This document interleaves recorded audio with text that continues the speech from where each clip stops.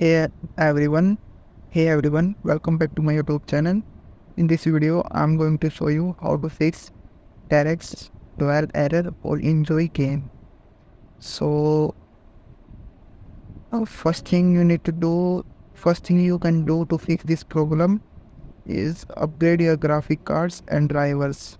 So, if you have NVIDIA graphic cards, simply go to this nvidia.com and upgrade your drivers. If you have AMD graphic card, simply go to amd.com and download and upgrade your graphic cards.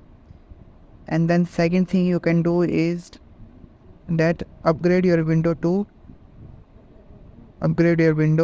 So if you experiencing any issue, so just simply upgrade your window to latest version, and then it will fix all the errors.